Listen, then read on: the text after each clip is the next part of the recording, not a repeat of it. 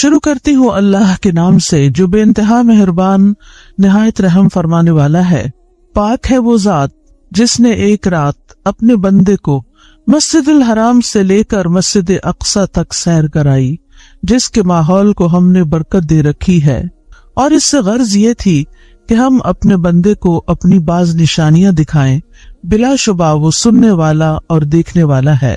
آغاز ہوتا ہے سبحان الذی سے کہ اللہ پاک ہے، یعنی سننے والوں کو ایک عجیب و غریب خبر ملے گی کہ جس کو وہ حیرانی سے سنیں گے، لیکن حقیقت یہ ہے کہ جو چیزیں لوگوں کے لیے مشکل ہیں اللہ سبحانہ تعالیٰ کے لیے وہ کچھ بھی مشکل نہیں۔ اور ویسے بھی جس بارے میں اب گفتگو کی جائے گی وہ بات بہت ہی اہم بات ہے۔ کیا ہے وہ بات؟ اسرا بعبدہ لیلا من المسجد الحرام الی المسجد الاقصی، کہ وہ ذات اپنے بندے کو لے گئی راتوں رات مسجد حرام یعنی مکہ سے الی المسجد الاقصی، مسجد اقصی یعنی فلسطین کی طرف یروشلم میں۔ کیا ہے وہ جگہ؟ کیسی ہے وہ جگہ؟ الذی بارکنا حولہ، جس کے آس پاس کو ہم نے برکتیں عطا کر رکھی ہیں، کیونکہ وہاں پر زمین بھی بہت زرخیز ہے، وہاں کی قدرتی نہریں اور باغات اور پھل، اور اس کے علاوہ وہ انبیاء کا مولد و مسکن بھی رہی ہے۔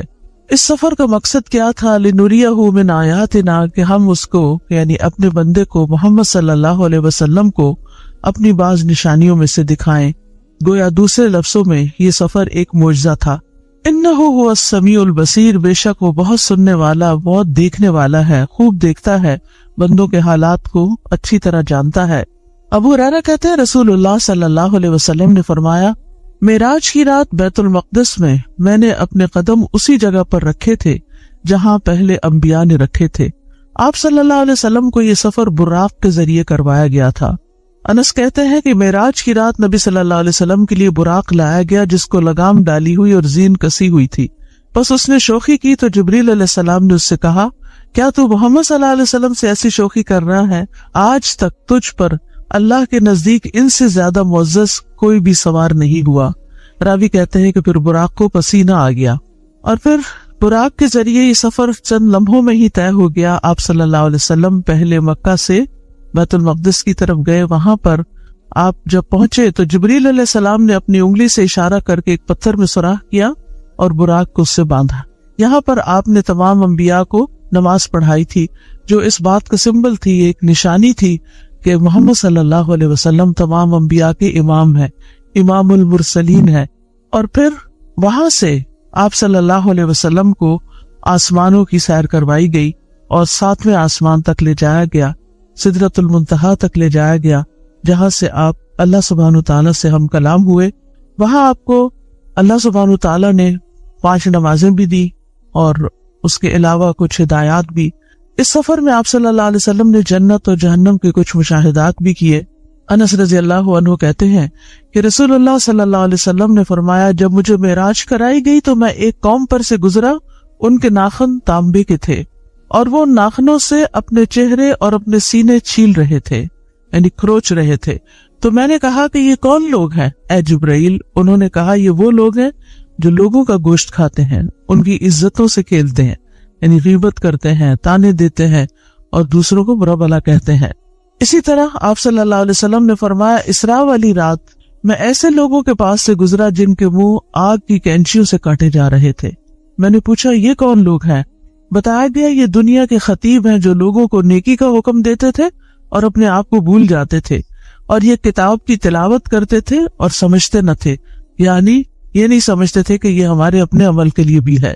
معراج کے موقع پر آپ صلی اللہ علیہ وسلم کو نماز کا تحفہ عطا کیا گیا۔ سورۃ البقرہ کی آخری آیات دی گئی، اور یہ کہ آپ کی امت میں سے ہر ایسے آدمی کو بخش دیا گیا جو اللہ کے ساتھ کسی کو شریک نہ کرے اور تباہ کن گناہوں سے بچے، یعنی کبیرہ گناہوں سے بچے۔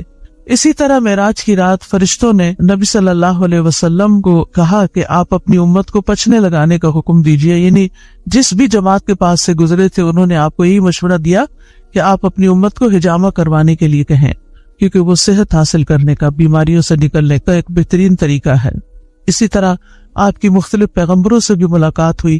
ابراہیم علیہ السلام سے جب ملاقات ہوئی تو انہوں نے کہا کہ اے محمد صلی اللہ علیہ وسلم، اپنی امت کو میری طرف سے سلام پیش کرنا، اور انہیں بتانا کہ جنت کی مٹی پاکیزہ ہے، اس کا پانی میٹھا ہے اور وہ ایک چٹیل میدان ہے، یعنی جنت چٹیل میدان ہے. سبحان اللہ والحمد للہ ولا الہ الا اللہ واللہ اکبر کہنا، وہاں درخت لگانا ہے. تو جو جتنا ذکر کرے گا اس کی جنت اتنی ہی زیادہ سرسبز ہوگی. تو آئیے آج ہم دیکھتے ہیں کہ دعا کے وہ کون سے آداب ہیں جن کی پابندی ہمیں کرنی چاہیے تاکہ اللہ سبحانہ وتعالی ہماری دعائیں قبول کر لے.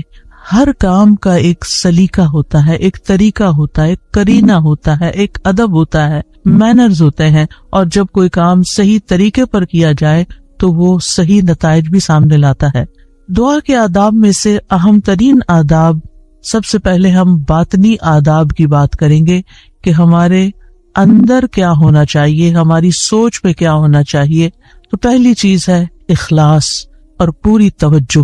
یعنی جب بھی ہم اللہ سبحانہ تعالیٰ کی طرف رجوع کریں تو توجہ اور دھیان کے ساتھ کریں، اپنے آپ کو فوکس کریں، پوری یکسوئی کے ساتھ دعا مانگیں. ایسے ہی چلتے پھرتے غافل دل کے ساتھ یا سوچ کہیں اور ہے اور منہ سے کچھ اور بول رہے ہیں تو وہ ٹھیک ہے، آپ کے زبان کا ذکر تو ہو جائے گا لیکن دعا کا حق ادا نہیں ہوگا. قرآن مجید میں اللہ تعالیٰ فرماتے ہیں وَادْعُوهُ مُخْلِصِينَ لَهُ الدِّينَ، اور اس کے لیے دین کو، عبادت کو خالص کرتے ہوئے اس کو پکارو. یعنی جب اس سے دعا کرو تو پھر اپنے اندر اخلاص پیدا کرو. رسول اللہ صلی اللہ علیہ وسلم نے فرمایا اللہ سے قبولیت کے یقین کے ساتھ دعا مانگا کرو کہ اللہ تعالیٰ ضرور قبول کرے گا. اور جان لو کہ اللہ غافل اور لہو و لعب میں مشغول دل کی دعا قبول نہیں فرماتا. یعنی اگر آپ توجہ نہیں کرتے اللہ تعالیٰ کی طرف، آپ دھیان نہیں دیتے، آپ کا دل کہیں اور مشغول ہے، صرف زبان سے ہی آپ تکرار کیے چلے جا رہے ہیں تو وہ کافی نہیں. ایسی دعا فائدہ نہیں دے گی. دعا کے لیے توجہ ضروری ہے. عبد الرحمن بن یزید سے روایت ہے، وہ کہتے ہیں کہ ربیع جمعہ کے دن علقمہ کے پاس آیا کرتے تھے. جب میں وہاں نہ ہوتا تو ان کی طرف پیغام بھیج دیتے. تو ایک دفعہ جب وہ آئے، میں وہاں نہ تھا، تو علقمہ مجھ سے ملے. مجھ سے کہا کیا تم نے دیکھا نہیں کہ ربیع کیا بات کہتے ہیں؟ وہ کہتے ہیں کیا تم دیکھتے نہیں کہ لوگ کتنی زیادہ دعائیں کرتے ہیں اور ان کی کتنی کم قبول ہوتی ہیں؟ یہ اس لیے ہوتا ہے کہ اللہ عز و جل خالص دعاؤں کے علاوہ کوئی اور دعا قبول نہیں کرتا. یعنی جب تک آپ خالص ہو کے توجہ کے ساتھ دعا نہیں کرتے تو وہ اپنے ہدف تک نہیں پہنچتی، اس کا مقصد پورا نہیں ہوتا، کیونکہ وہ آپ صرف کہہ رہے ہوتے ہیں، مانگ نہیں رہے ہوتے.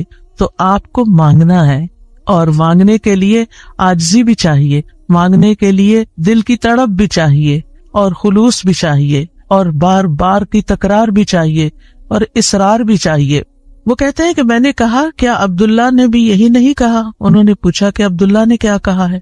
انہوں نے کہا کہ عبداللہ نے بیان کیا ہے کہ اللہ کسی لوگوں کو سنانے والے، یعنی جو شخص کسی کو سنانے کے لیے دعا کرتا ہے، ریاکار اور ہنسی مذاق سے دعا کرنے والے کی دعا قبول نہیں کرتا. صرف اس دعا کرنے والے کی دعا قبول کرتا ہے جس کے دل سے دعا نکلتی ہے، خلوص کے ساتھ دعا نکلتی ہے.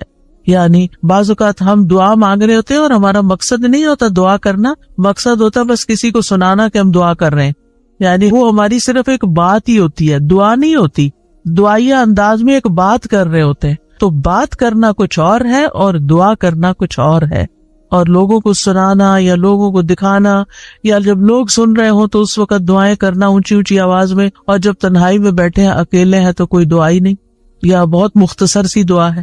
تو باطنی آداب میں سے کیا ہے کہ جب ہم اکیلے ہوں، تنہائی میں ہوں، پھر ہم اللہ سے کیا باتیں کرتے ہیں، کتنی توجہ کے ساتھ بات کرتے ہیں. دوسری بات یہ ہے کہ سچے دل سے دعا کرنا. امام احمد بن حنبل رحمہ اللہ سے کہا گیا کہ ہمارے اور رحمان کے عرش کے درمیان کتنا فاصلہ ہے؟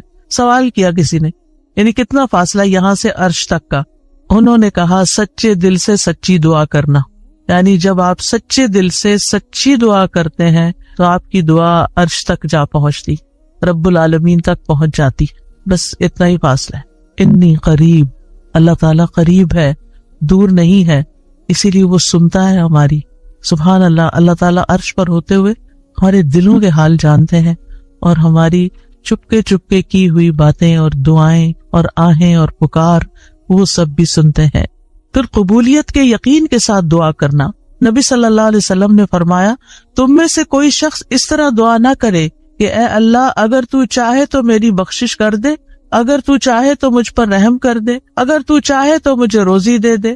نہیں، بلکہ پختگی کے ساتھ سوال کرنا چاہیے، کیونکہ اللہ جو چاہتا ہے کرتا ہے، اللہ پہ کوئی جبر کرنے والا نہیں.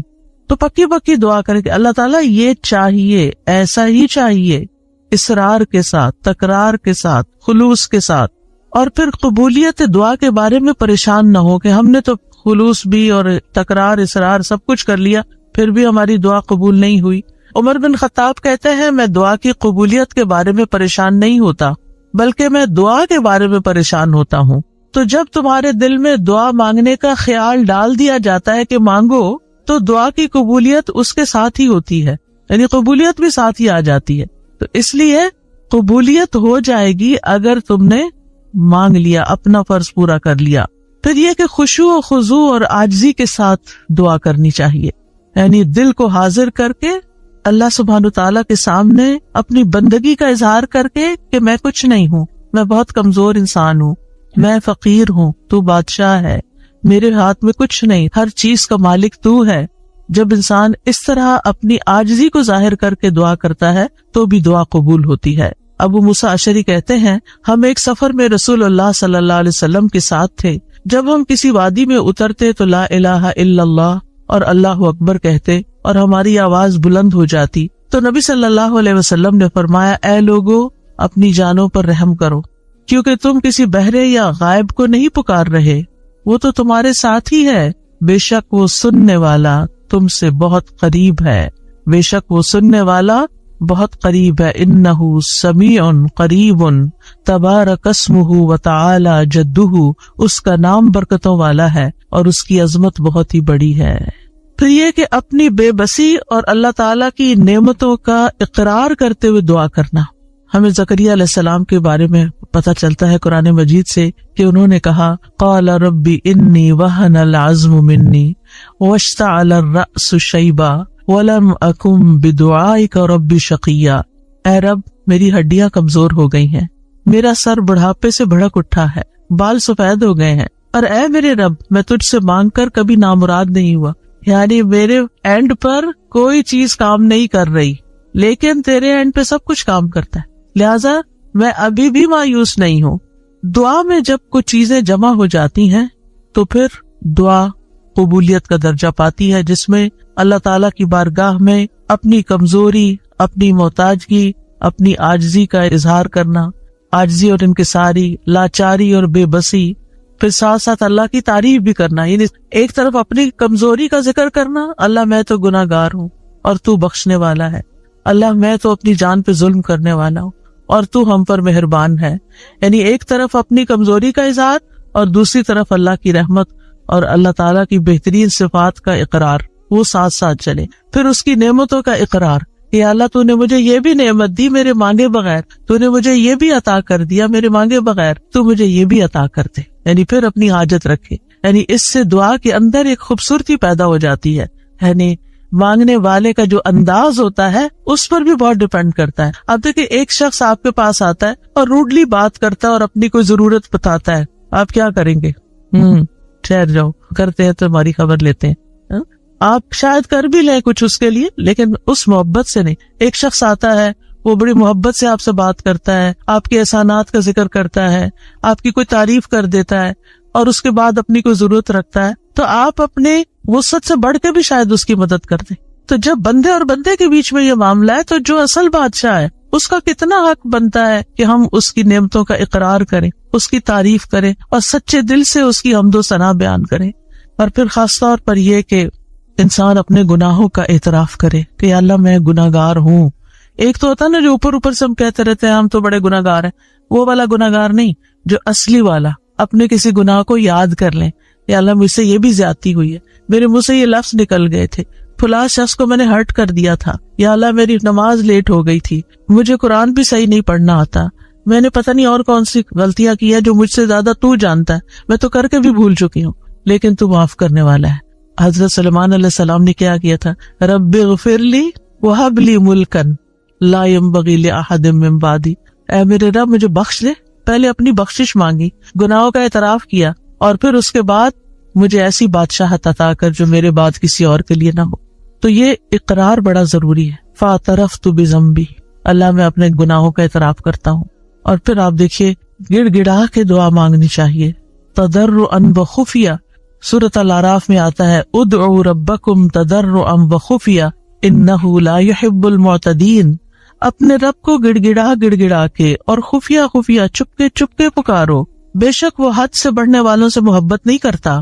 یعنی حد سے بڑھنا کیا ہے کہ بہت چیخ چلا کے دعا کرنا، یا پھر یہ کہ انسان وہ چیزیں مانگنے لگے کہ جو اس کو زیب نہیں دیتی. تضرع جو ہوتا ہے اس میں رونا بھی شامل ہوتا ہے، اپنی عاجزی اور انکساری کا اظہار بھی ہوتا ہے، اور اصرار بھی ہوتا ہے. تضرع گڑ گڑانے کے معنوں میں یہ ساری چیزیں شامل ہیں. یعنی انسان اس طرح اپنے آپ کو اپنے رب کے سامنے بے بس پیش کرے اور اس کے الفاظ ایسے ہوں کہ اس کے اندر سے دل کی ساری خرابیاں نکل جائیں. یعنی I am nothing، اے اللہ میں کچھ نہیں ہوں. And you mean it، کہ واقعی انسان سمجھے کہ میں بہت کمزور ہوں، غلطیوں کا پتلا ہوں، لیکن پھر بھی میں تیرے در پہ آیا ہوں. تو بادشاہ ہے، تو مجھے خالی ہاتھ نہیں لوٹائے گا، میری تجھ سے ہی امیدیں ہیں ساری. آپ دیکھیں نبی صلی اللہ علیہ وسلم سے بڑھ کر کون عبادت گزار تھا؟ سب سے زیادہ عبادت تو نبی صلی اللہ علیہ وسلم نے کی، لیکن بدر کے دن ان کا اللہ تعالیٰ کے آگے رونا اور گڑ گڑانا اور پھر اپنے ہاتھوں کو اٹھا کے دعا کرنا وہ ہم سب جانتے ہیں. صحیح مسلم میں آتا ہے غزوہ بدر کے موقع پر اللہ کے نبی صلی اللہ علیہ وسلم قبلہ رخ ہوئے، پھر دعا کے لیے اپنے ہاتھوں کو اٹھایا اور اپنے رب سے گڑ گڑا کے دعا مانگنا شروع کی. اللہم انجز لی ما وعدتنی، اللہم آتی ما وعدتنی، اللہم ان تہلک ہذہ العصابۃ من اہل الاسلام لا تعبد فی الارض. اے اللہ میرے لیے اپنے کیے ہوئے وعدے کو پورا فرما، اے اللہ اپنے وعدے کے مطابق معاملہ فرما. اے اللہ اگر اہل اسلام کی یہ جماعت ہلاک ہو گئی تو زمین پر تیری عبادت نہ کی جائے گی. اور یہ صرف ایک دفعہ جملہ نہیں انہوں نے بولا، بار بار یہی کہتے تھے اللہ اپنے وعدوں کو پورا کر دے، اللہ اپنے وعدے پورے کر دے. آپ صلی اللہ علیہ وسلم برابر اپنے رب سے اپنے ہاتھ دراز کیے ہوئے، ہاتھ اٹھا کے قبلے کی طرف منہ کر کے دعا مانگتے رہے، یہاں تک کہ آپ کی چادر آپ کے شانے سے گر پڑی. یعنی کندھے پہ جو چادر اڑی تھی وہ نیچے گر گئی، یعنی اتنا ہاتھ اٹھایا کہ وہ چادر بھی گر گئی. بس ابو بکر رضی اللہ عنہ آپ کی طرف آئے، آپ کی چادر کو اٹھایا، اسے آپ کے کندھے پہ ڈالا، پھر آپ کے پیچھے سے آپ کو لپٹ گئے اور عرض کیا اللہ کے نبی آپ کی اپنے رب سے دعا کافی ہو چکی، ان قریب وہ آپ سے کیے ہوئے اپنے وعدے کو پورا فرمائے گا. اگر ہم سے کسی نے وعدہ کیا ہو کہ میں تمہارا یہ کام کر دوں گا، اگر ہم سے اللہ نے وعدہ کیا ہو کوئی کہ یہ ہو جائے گا، تو پھر اس کے بعد ہماری دعائیں کتنی ہوگی؟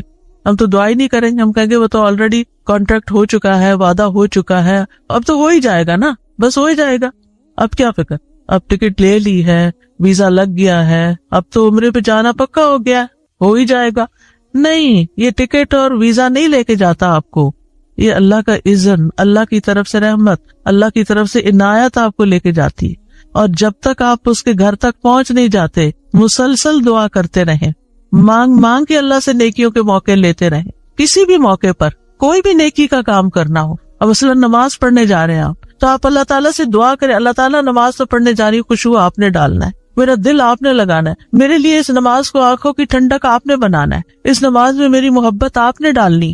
کیونکہ نیکی کا کام بھی فار گرانٹیڈ نہ لیا کریں، یہاں ہو جائیں گے، بس یہ تو فرض ہے نا، ادا کر لیں گے، وضو کر لیا نا، جانماز بچھی، کیا مشکل ہے، میں چلی جاؤں گی. نہیں، وہاں تک جانے کی توفیق بھی اللہ دیتا ہے، اور اچھا سا کام کرنے کی توفیق بھی اللہ تعالیٰ ہی دیتا ہے. اس لیے اس سے مانگتے رہے، چھوٹی چھوٹی چیزیں، یعنی جو بھی کام کرتے رہے. کھانا پکانے جا رہے ہیں تو دعا کریں یا اللہ بہت اچھا سا بن جائے. کوئی بھی کام، کسی سے کوئی ڈیل کرنے جا رہے ہیں، بازار جا رہے ہیں، کچھ خرید رہے ہیں، کچھ بھی کر رہے ہیں، تو دل میں اللہ تعالیٰ کو پکارتے رہیں، اللہ تعالیٰ سے کنیکشن ڈیولپ کریں، اللہ تعالیٰ سے راز و نیاز کیا کریں، اللہ تعالیٰ کو اپنے دل کے قریب محسوس کیا کریں.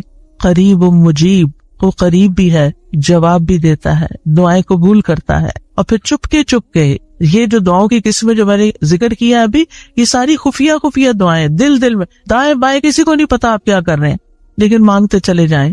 زکریا علیہ السلام کے بارے میں اللہ تعالیٰ نے خاص طور پہ فرمایا ذکر رحمت ربک عبدہ زکریا اذ نادى ربہ نداء خفیا.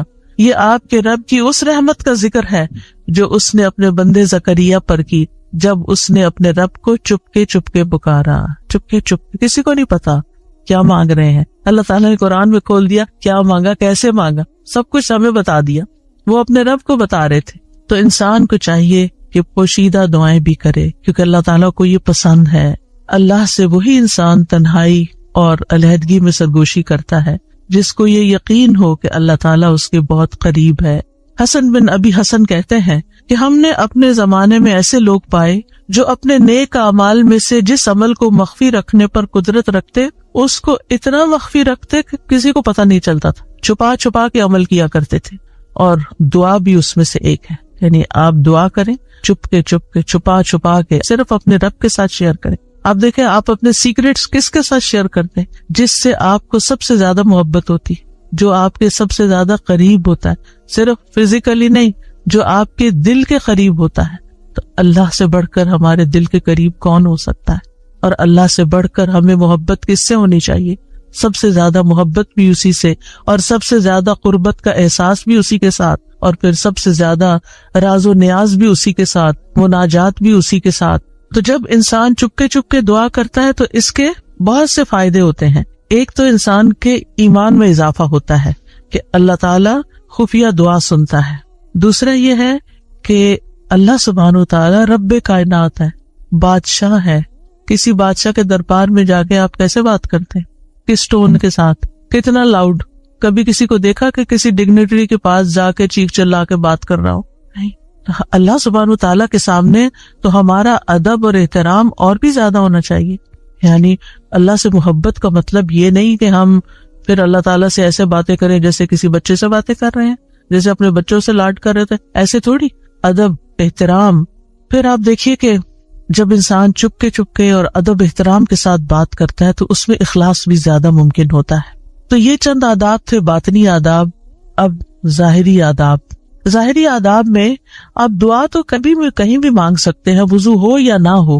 لیکن اگر آپ کی کوئی خاص دعا ہے, کوئی خاص حاجت ہے, کوئی خاص بات ہے, تو پھر آپ باوضو ہو کے, پاک صاف ہو کے, اللہ تعالیٰ کے حضور فارملی بیٹھ کے نماز پڑھ کے پھر خاص طرح دعا کریں. یعنی یہ مستحب عمل ہے, فرض نہیں ہے, لازم نہیں ہے. کیونکہ آپ دیکھیے کہ جب انسان باوضو ہوتا ہے نا تو اس کی کیفیت اور ہوتی ہے. تو اس اچھی کیفیت کے ساتھ آپ جب مانگتے ہیں تو قبولیت کے زیادہ امکانات ہوتے ہیں.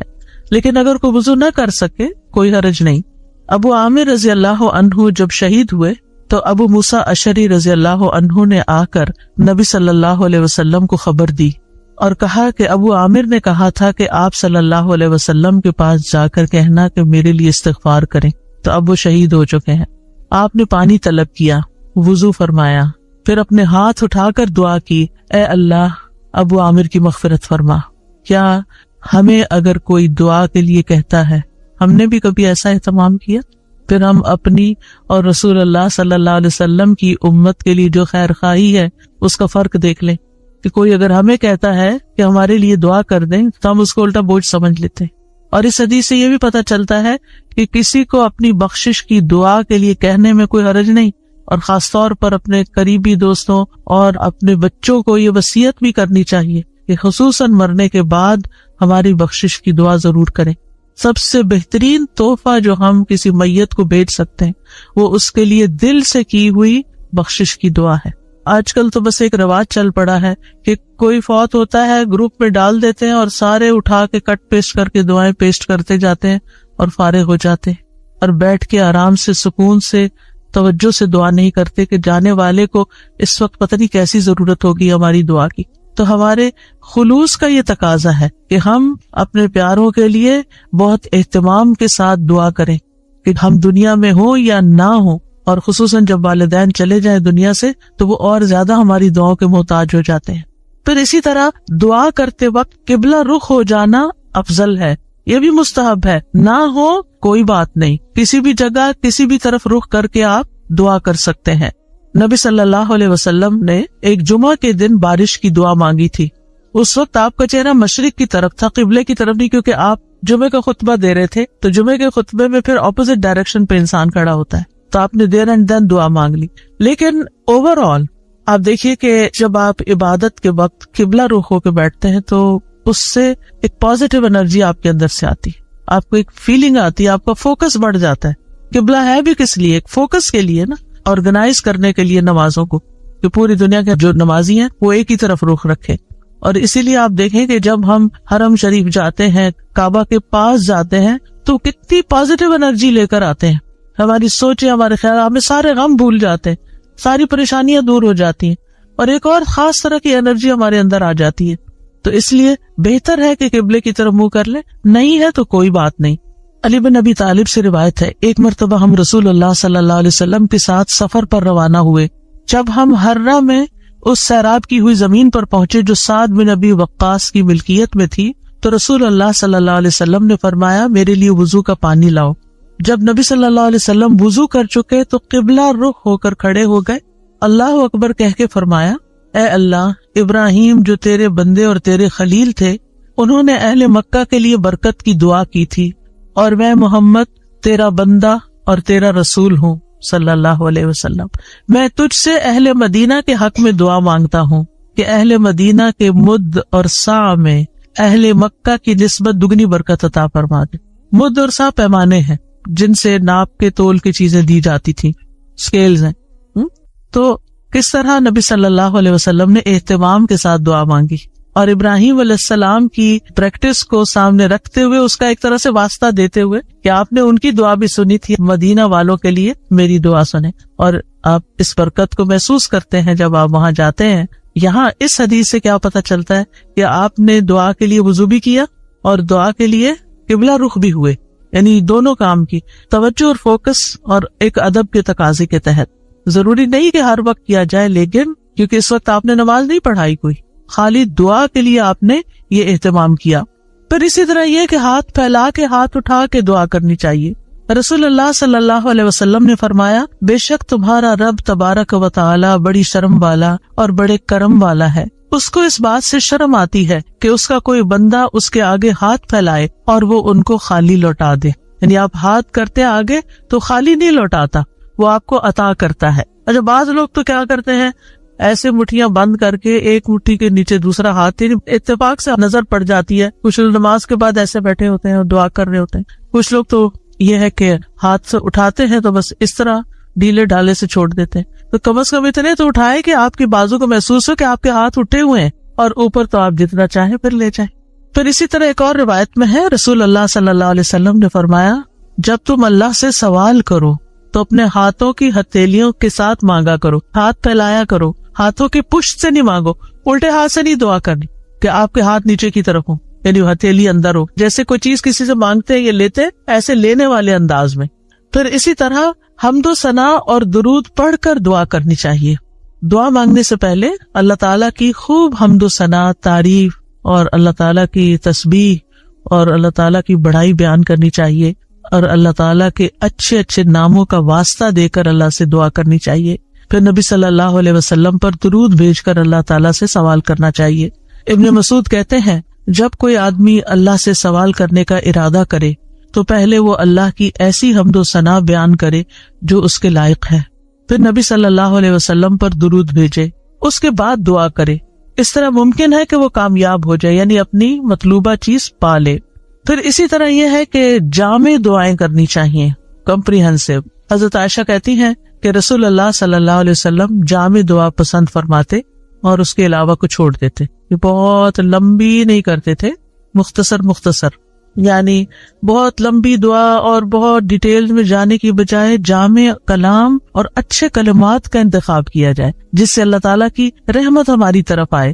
اچھے الفاظ کا جو چناؤ ہے, اس کے بارے میں خطابی کہتے ہیں کہ انسان کو چاہیے کہ اپنی دعا کے لیے اور اپنے رب کی تعریف کے لیے اچھے الفاظ اور عمدہ کلمات کا انتخاب کرے, اور ان کلمات کا انتخاب کرے جن کے اندر یعنی تھوڑے لفظوں میں میننگ زیادہ ہو. جامع کا مطلب یہی ہوتا ہے, کیونکہ یہ بندے کی مناجات ہے, یعنی بندے کی سرگوشیاں ہیں اس ہستی کے لیے جو سب سرداروں کا سردار ہے, کوئی اس جیسا نہیں, کوئی اس کے مشابہ نہیں.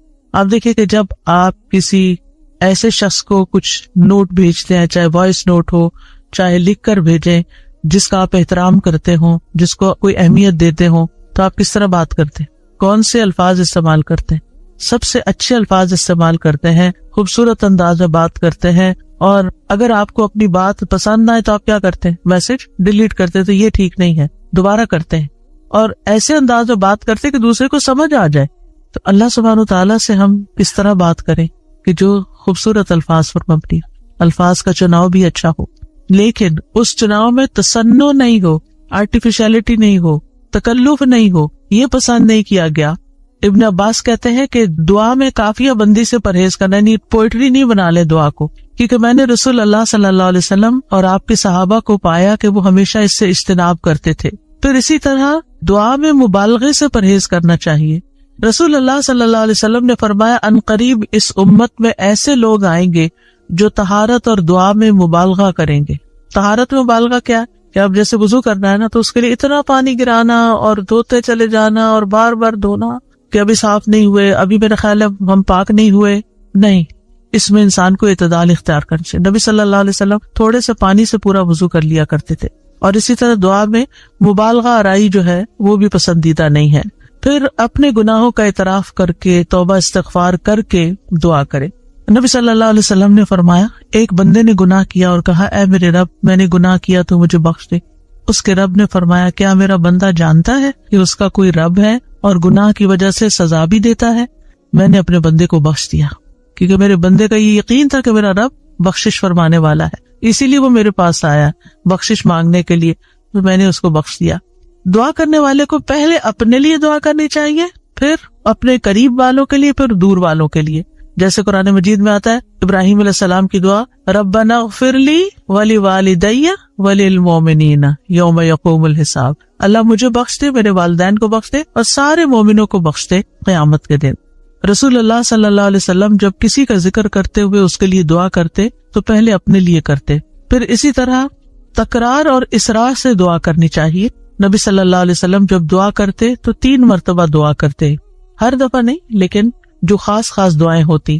رسول اللہ صلی اللہ علیہ وسلم نے فرمایا جو شخص 3 مرتبہ اللہ سے جنت مانگے, جنت کہتی ہے اللہم ادخلہ الجنہ, یعنی آپ جب نماز میں یا بعد میں دعا کرتے ہیں کہ اللہم انی اسألک الجنہ, اللہم انی اسألک الجنہ, اللہم انی اسألک الجنہ, تو جنت کہتی ہے اللہم ادخلہ الجنہ. پھر اسی طرح جو بھی ضرورت ہو اس کے لیے صرف 1-8 دفعہ دعا کر کے چھوڑ نہ دی جائے, بلکہ کثرت سے مانگتے رہیں. ابو درداء کہتے ہیں جو کثرت سے دروازہ کھٹکھٹاتا ہے قریب ہے اس کے لیے کھول دیا جائے, جو کثرت سے دعا مانگتا ہے قریب ہے کہ اس کی دعا قبول کر لی جائے. پھر اسی طرح پوری کوشش لگا دینی چاہیے, اللہ کی رحمت سے مایوس نہیں ہونا چاہیے. یہ نہیں کہنا چاہیے کہ 20 سال ہو گئے یہ دعا کرتے ہوئے ابھی تک قبول نہیں ہوئی. نہیں, مانگتے رہیں. ہر دعا کی قبولیت کا ایک وقت ہے. یعقوب علیہ السلام کی دعا کتنے سالوں میں جا کے قبول ہوئی, بعض کہتے ہیں 40 سال بعد, اس سے بھی زیادہ بتاتے ہیں. اسی طرح ابراہیم علیہ السلام کی جو دعا نبی صلی اللہ علیہ وسلم کے بارے میں تھی کئی ہزار سال کے بعد وہ قبول ہوئی. پھر اسی طرح باقی پیغمبروں کی بھی جو دعائیں ہیں, یعنی ہم دیکھتے ہیں دونوں طرح سے معاملات ہیں, فوری طور پر بھی اور تاخیر سے بھی, کیونکہ یہ اللہ تعالیٰ کو پتا ہے کہ ہمارے لیے کیا بہتر ہے. کیونکہ بعض اوقات اگر ہماری کوئی دعا فوری قبول ہو جائے تو ہو سکتا ہے کہ وہ ہمارے لیے نقصان دہ ہو جائے. پھر حلال روزی کا اہتمام کرنا. نبی صلی اللہ علیہ وسلم نے ایک شخص کا ذکر کیا جو طویل سفر کرتا ہے, پریشان ہے اور اس کے بال خاک آلود ہو رہے ہیں. وہ اپنے ہاتھ آسمان کی طرف پھیلا کر کہتا ہے اے رب اے رب, حالانکہ اس کا کھانا حرام, اس کا پینا حرام, اس کا پہننا سب حرام چیزوں سے ہے, اسے حرام ہی سے خوراک دی گئی, پھر اس کی دعا کیسے قبول ہو؟ اس کا یہ مطلب نہیں کہ اگر انسان سے اتنے گناہ ہو چکے ہیں یا وہ حرام کام کرتا رہا ہے تو اب دعا ہی نہ کرے, نہیں, پھر بھی دعا کرے اور اس غلطی کا اعتراف کر کے پھر اللہ سے مانگے تو انشاءاللہ اس کی دعا بھی قبول ہوگی. پھر اسی طرح جب انسان خوشحالی کی حالت میں ہو, آسودگی ہو, سب کچھ ہے, پھر بھی دعائیں مانگے کہ اللہ ان نعمتوں کو برقرار رکھنا, اور خاص طور پر آخرت کی مانگتا رہے.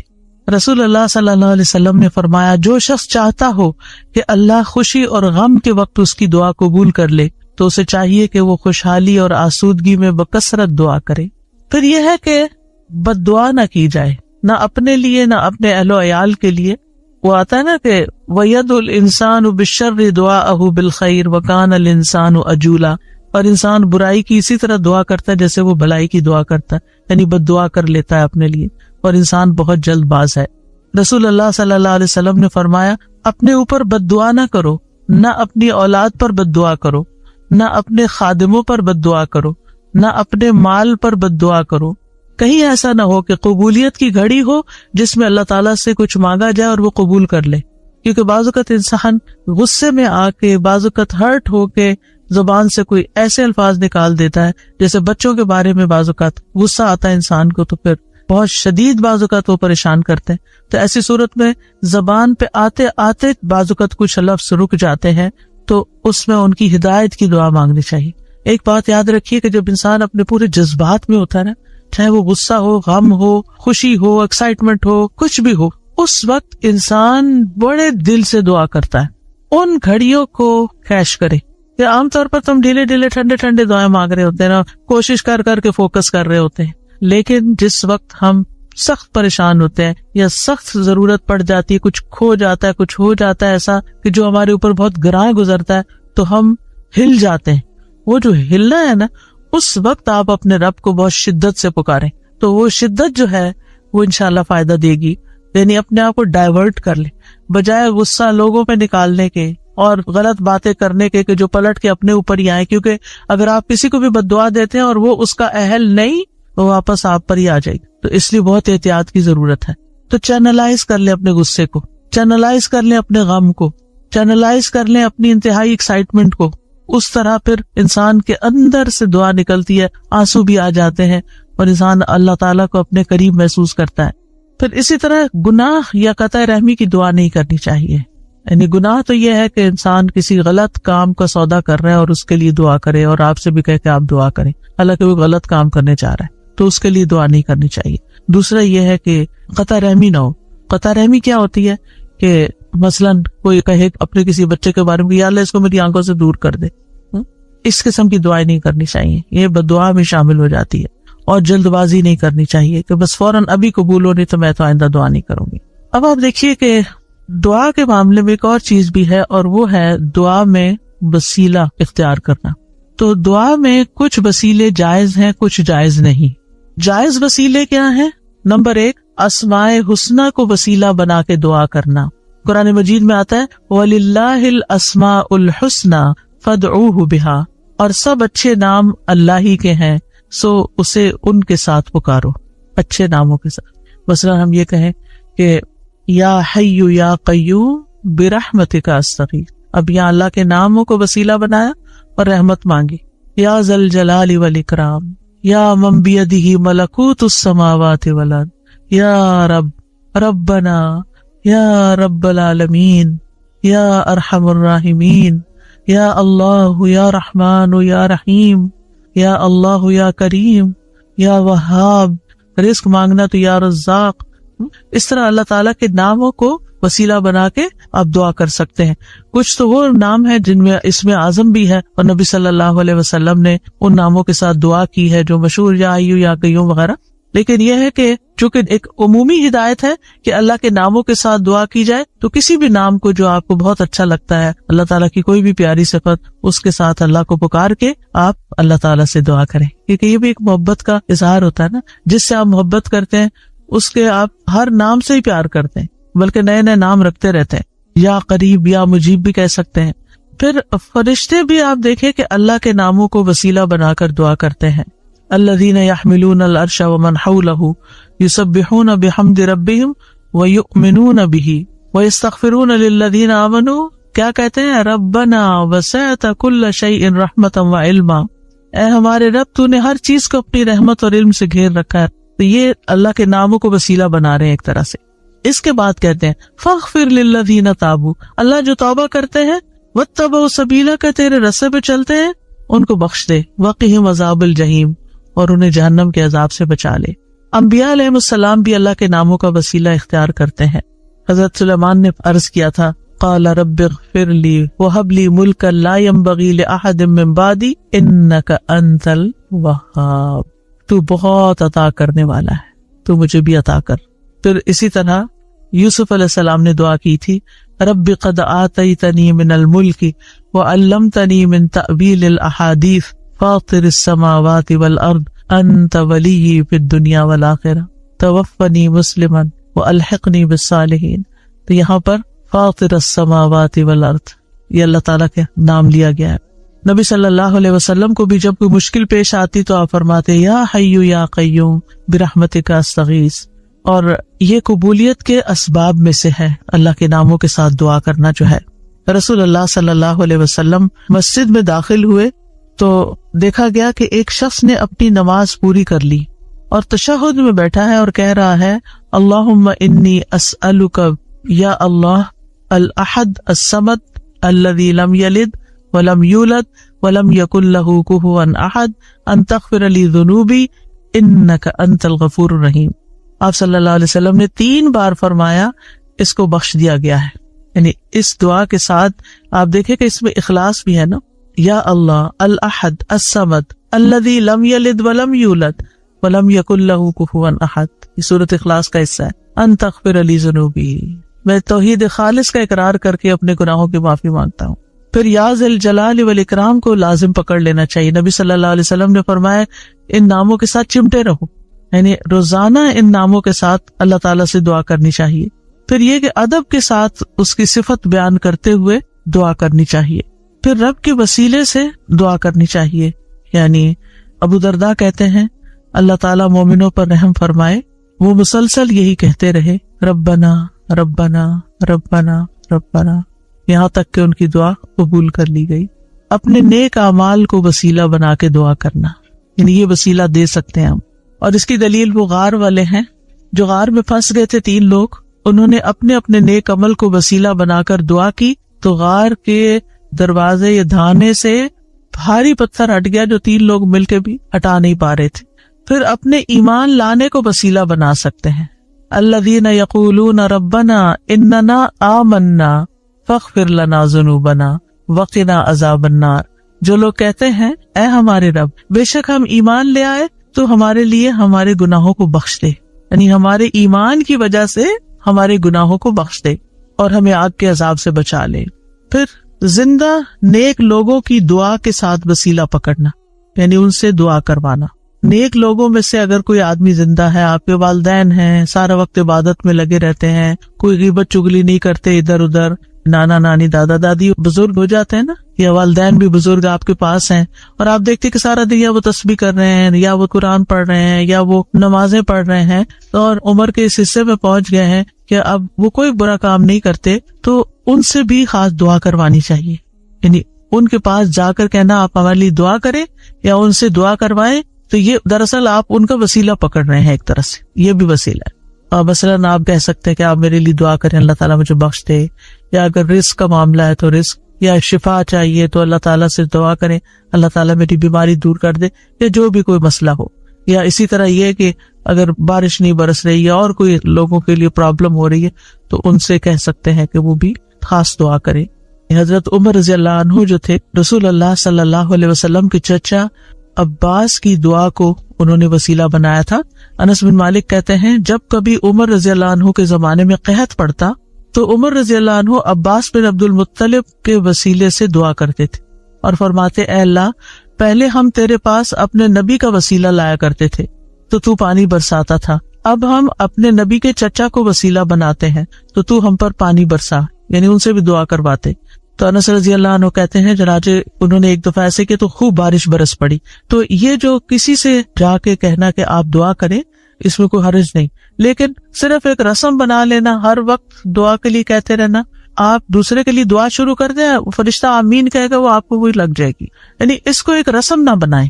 یعنی لوگوں نے نا شدت اختیار کر لی ہے، یعنی ایکسٹریم پہ چلے گئے، یا ہر وقت یہی کہتے رہتے ہیں بس دعا کریں دعا کریں دعا، یا پھر دوسری طرف کہتے کسی کو بھی نہ کہیں دعا کریں. تو یہ دونوں چیزیں ٹھیک نہیں، اعتدال میں رہیں.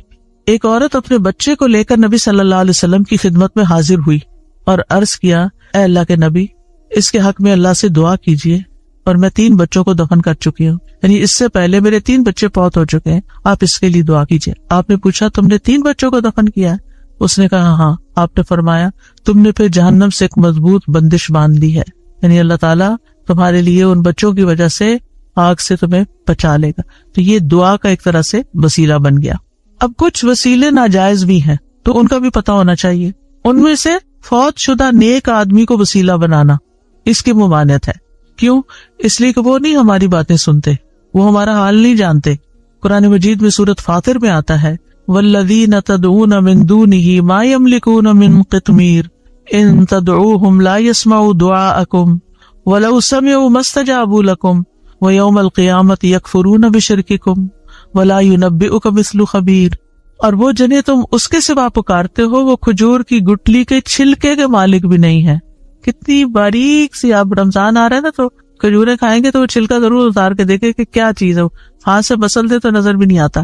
یعنی اللہ کے سوا کوئی اتنی چیز کا بھی اصل مالک نہیں ہے. یہ ہم مانتے ہیں ہمارے پاس جو کچھ اللہ نے ہمیں دے رکھا ہے. فرمایا اگر تم انہیں پکارو تو وہ تمہاری پکار سنتے ہی نہیں. یہ جو لوگوں نے ایک ڈھنگ بنا رکھا ہے نا, بزرگوں کی قبروں پہ جا کر ان سے کہتے ہیں آپ ہمارے لیے دعا کریں. بھی وہ فوت ہو چکے ہیں, وہ کیسے سن سکتے ہیں؟ آپ کو اگر کوئی بے ہوش کر دے تو آپ کو کوئی بات نہیں سنائی دیتی, آپ سوئے پڑے ہو تو آپ کو سنائی نہیں دیتی, تو آپ فوت ہو کے کیسے کسی کی باتیں سننا شروع ہو گئے؟ اور اگر وہ سن بھی لے تو تمہیں جواب نہیں دے سکتے. اگر وہ سن لیں, اللہ چاہے تو کسی کو بھی سنوا سکتا ہے. اور خاص طور پر جب میت کا حساب کتاب ہو رہا ہوتا ہے شروع میں, تو اس وقت وہ جوتوں کی چاپ وغیرہ سنتا ہے. اگر اس وقت کوئی کہے کہ اس وقت میں اس نیک انسان سے کہتا ہوں اور یہ سن رہا ہے کیونکہ جوتوں کی چاپ سن رہا ہے تو میری بات بھی سن لے گا, مستجابوا لکم, وہ تمہیں جواب نہیں دے سکتے, تمہارے لیے کچھ کر نہیں سکتے. اس وقت ان کو اپنی پڑی ہے, ان کا تو اپنا امتحان ہونے لگا ہے, وہ تمہارے لیے کہاں سے دعائیں کریں گے. اور قیامت کے دن تمہارے اس شرک کا انکار کر دیں گے. اور آپ کو خوب خبر رکھنے والے اللہ کی مانند کوئی بھی خبر نہیں دے سکتا.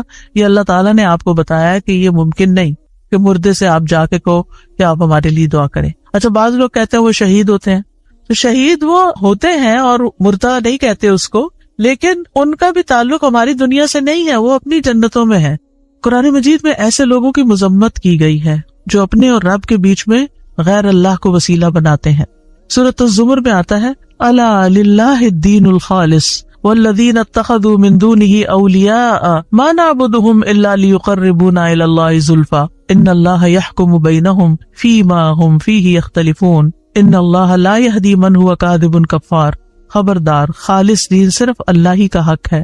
اور وہ لوگ جنہوں نے اس کے سوا اور حمایتی بنا رکھے, اللہ کو چھوڑ کے اوروں کو اپنا مددگار سمجھ رکھا ہے, وہ کہتے ہیں ہم ان کی عبادت نہیں کرتے مگر اس لیے کہ یہ ہمیں اللہ سے قریب کر دیں. ہم بزرگوں کی قبر پہ اس لیے جاتے ہیں کہ وہاں زیادہ دعا قبول ہوتی. یہ کہاں سے پتا چلا آپ کو؟ الا لیقربونا الی اللہ زلفی, اچھی طرح قریب کرتے. یقیناً اللہ ان کے درمیان اس کے بارے میں فیصلہ کرے گا جس میں وہ اختلاف کر رہے ہیں. بے شک اللہ اس شخص کو ہدایت نہیں دیتا جو جھوٹا اور بہت ناشکرا ہو. ایسے لوگ پھر کسی کی سنتے بھی نہیں. آپ کو معلوم ہے نا, دور جاہلیت میں لوگ بتوں کی پوجا کرتے تھے, وہ ان کو خدا نہیں سمجھتے تھے. وہ کہتے تھے یہ خدا کے اوتار ہیں اور ہم یہ سمجھتے ہیں کہ ان کی سفارش سنی جاتی. اور وہ بت کن کے ہوتے تھے؟ پاسٹ کے نیک لوگوں کے, جیسے قوم نوح نے بت بنا لیے تھے. لیکن یاد رکھیے جو آیت ہم ریپیٹڈلی ہر روز سنتے ہیں اور ہر روز اس کا معنی جانتے ہیں, اس میں وَإِذَا سَأَلَكَ عِبَادِي عَنِّي وَإِنِّي قَرِيب, کوئی واسطہ وسیلہ بیچ میں نہیں. میں خود اپنے بندے کے قریب ہوں, کسی اور کو بیچ میں لانے کی کیا ضرورت ہے؟ ڈائریکٹ اس کو پکارے. جیسے آپ اپنا کیس خود پیش کر سکتے ہیں, کوئی اور نہیں آپ کے لیے کر سکتا.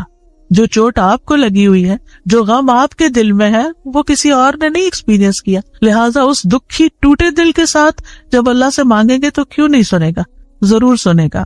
اب دعا کی قبولیت کے کچھ اوقات. اگرچہ انسان ہر وقت دعا کر سکتا ہے, لیکن کچھ ٹائم دوسرے ٹائمز کی نسبت زیادہ قبولیت والے ہوتے ہیں, جن میں سب سے پہلے آذان.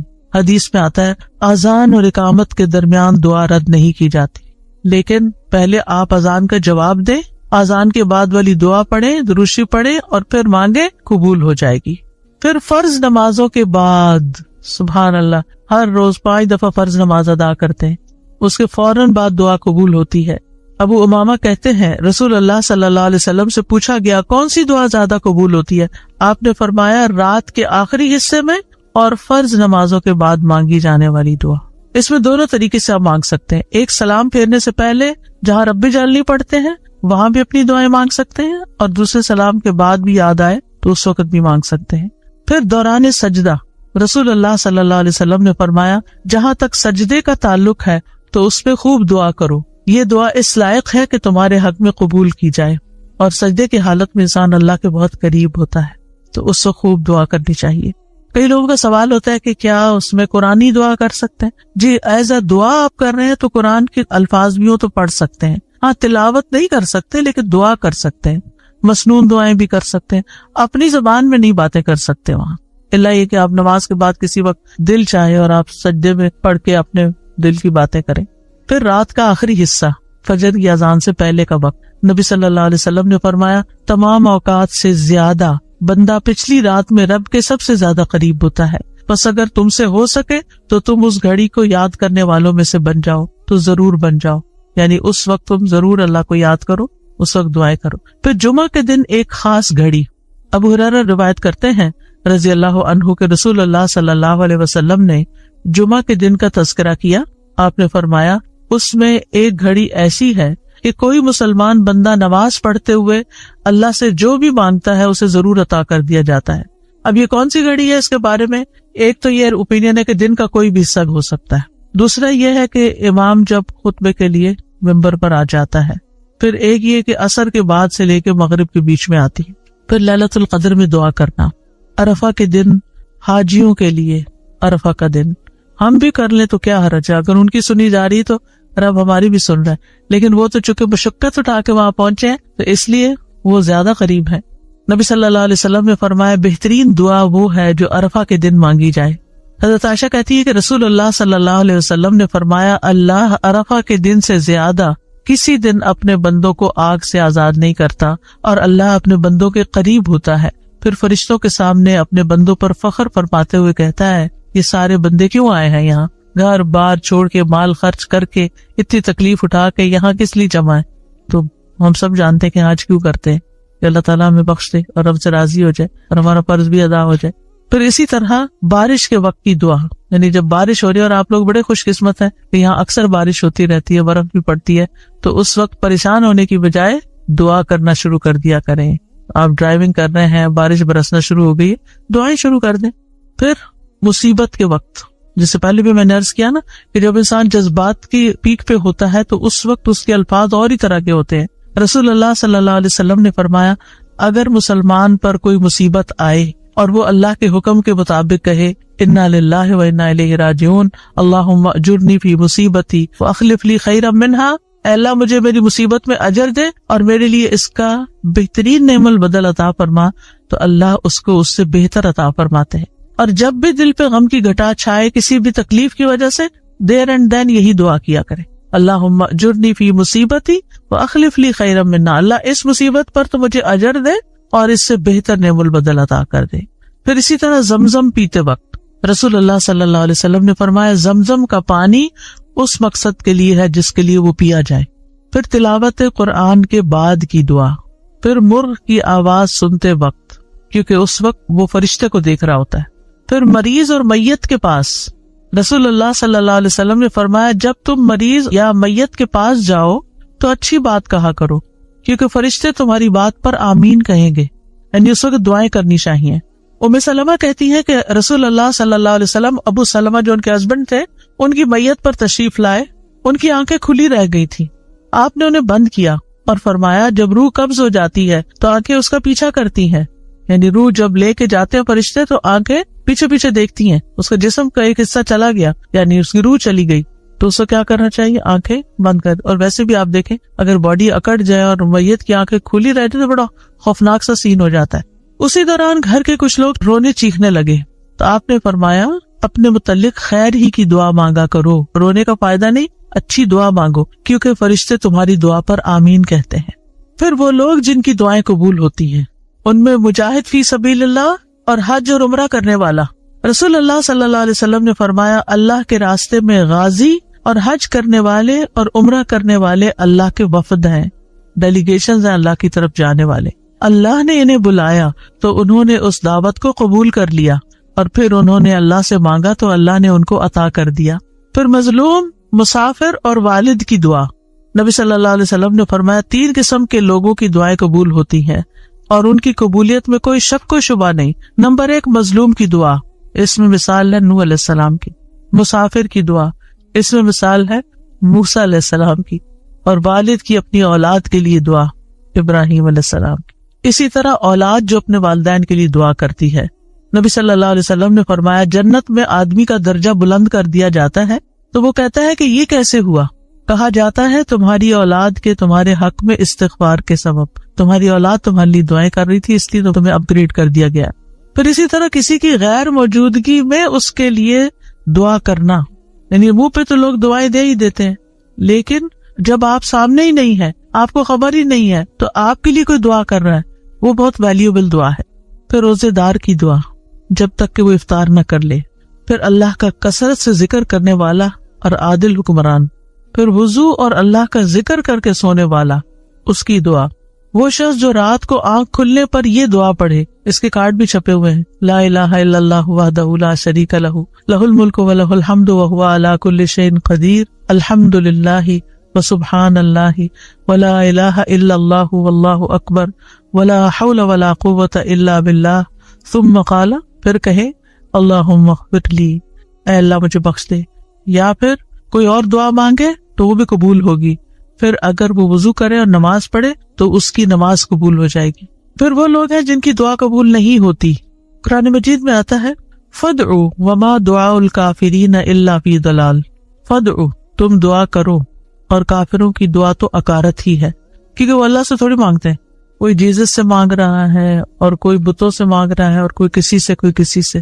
اللہ کے لیے تو مخلص ہو کے اخلاص کے ساتھ دعا کرتے ہی نہیں ہے، اور اخلاص والی دعا کیا ہے؟ جو ہر شرک سے پاک ہو۔ پھر جو لوگ نیکی کا حکم نہ دے اور برائی سے نہ روکیں، ان کی دعائیں قبول نہیں ہوتی۔ عائشہ رضی اللہ تعالیٰ عنہ کہتی ہیں ایک مرتبہ رسول اللہ صلی اللہ علیہ وسلم میرے پاس تشریف لائے تو مجھے آپ کے چہرے سے محسوس ہوا کہ آپ کی طبیعت میں کچھ گھٹن ہے۔ آپ نے وضو کیا اور کوئی بات کیے بغیر واپس چلے گئے۔ میں نے حجروں سے قریب ہو کر سنا تو آپ فرما رہے تھے، اے لوگوں، بے شک اللہ عز و جل فرماتا ہے کہ نیکی کا حکم دیا کرو اور برائی سے روکا کرو، اس سے پہلے کہ تم مجھے پکارو اور میں تمہاری دعائیں قبول نہ کروں، تم مجھ سے سوال کرو اور میں تمہیں کچھ عطا نہ کروں، تم مجھ سے مانگو اور میں تمہیں نہ دوں۔ پھر اسی طرح ناسمجھ کو مال یا اختیار دینے والے کی دعا، قرآن مجید میں آتا ہے وَلَا تُؤْتُوا السُّفَهَاءَ أَمْوَالَكُمْ، یعنی بے وقوفوں کو اپنے مال مت دو، یعنی جن میں ان کو مینج کرنے کی صلاحیت نہیں ہے، نہ تجربہ کار لوگ، ان کو نہیں دو، پیسے ضائع کر دیں گے۔ تو بہرحال یہ کچھ آداب تھے، اور اس کے ساتھ ہی یہ کہ کون سے لوگ ہیں جن کی دعائیں قبول ہوتی ہیں، کون سے اوقات ہیں، کون سی جگہیں ہیں، اور آخر میں یہ کہوں گی کہ ہمیں اللہ تعالیٰ سے کثرت سے دعا کرنی چاہیے، اس سے مانگتے رہنا چاہیے، کیونکہ ہم محتاج ہیں۔ دوسروں سے کہنے کی بجائے خود اللہ تعالیٰ سے زیادہ دعائیں کریں، دعا میں عاجزی اور افتقار ہونا چاہیے، اصرار ہونا چاہیے، اور پھر قبولیت کے اسباب اختیار کریں، یعنی جگہیں، ٹائم، یعنی کس قسم کی مناسبت ہے اس سے۔ تو اللہ تعالیٰ سے دعا ہے کہ وہ ہمیں دعا کرنا سکھا دے اور ایسی دعائیں کرنے کی توفیق دے جو ہمارے لیے قبولیت کا باعث ہوں۔